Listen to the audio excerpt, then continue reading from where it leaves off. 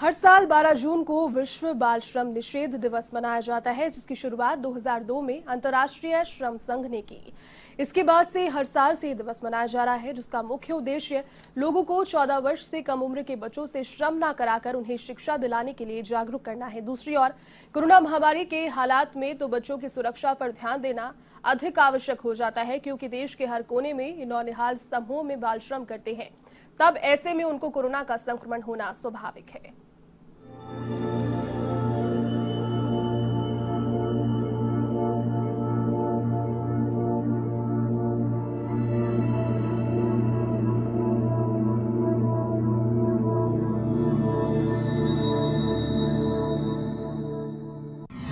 देश के भविष्य का प्रतिनिधित्व करते हैं बच्चे।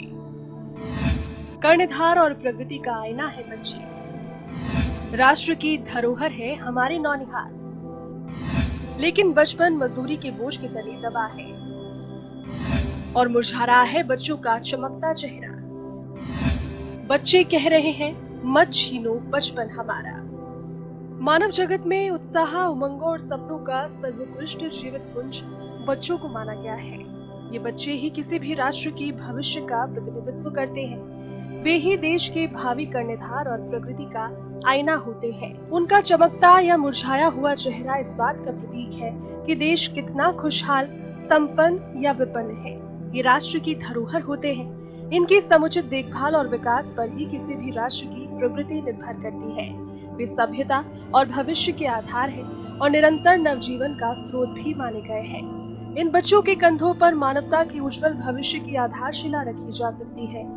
किंतु देश में विडंबना की एक ऐसी बड़ी संख्या बच्चों की है जिनका जीवन संघर्ष और असामान्य परिस्थिति में बाल श्रम करते हुए बीत रहा है। उनका जीवन मजदूरी के बोझ तले दबसा गया। ऐसे में बच्चे भी कह रहे हैं, हमारा बचपन मत छीनो, हमारा भी उद्धार करो सरकार। अंतर्राष्ट्रीय श्रम संघ संयुक्त राष्ट्र संघ की एक शाखा है जो मजदूरों और श्रमिकों के हक के लिए कानून और नियम बनाती है, जिसे सख्ती से पालन करने को कहा गया है। अंतर्राष्ट्रीय श्रम संघ ने ही अंतर्राष्ट्रीय स्तर पर पहली बार बाल श्रम को रोकने अथवा निषेध लाने पर बल दिया था, जिसके बाद 2002 में सर्वसम्मति से बाल श्रम रोकने के लिए एक कानून पास किया गया। इस कानून के तहत 14 वर्ष से कम उम्र के बच्चों को श्रम कराने के संबंध में उसे अपराध माना गया।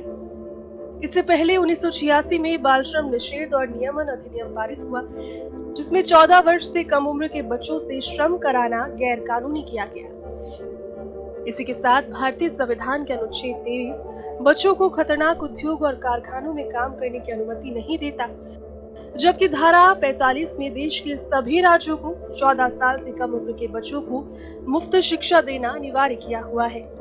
इससे हटकर भारत में बाल श्रम व्यापक स्तर पर फैला हुआ है और बाल मजदूरी के लिए बच्चों की तस्करी भी हो रही है।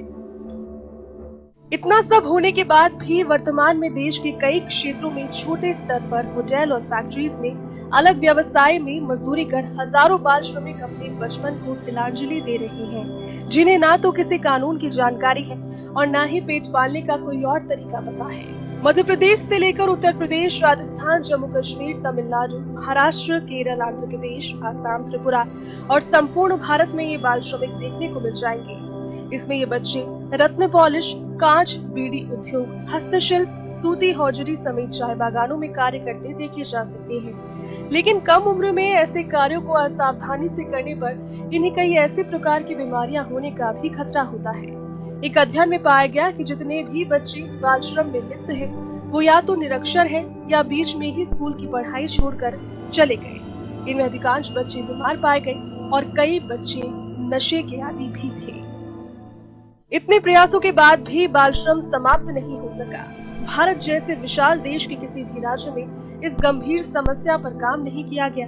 दिवस तो हर साल मनाया गया, लेकिन बच्चों के चेहरों का नूर नहीं लौटा। अभी वक्त कोरोना काल और उनकी दिक्कतों का है, तो ऐसे में और भी जरूरी है बालकों को लेकर बनी नीतियों में बदलाव किया जाए, जिससे देश में बाल श्रम जैसी कुरीति पर लगाम लग सके और बाल मजदूरी के बोझ तले बच्चों का जीवन फिर से संवर सके। Bureau report, A1 TV, Jaipur. चलिए इस बुलेटिन में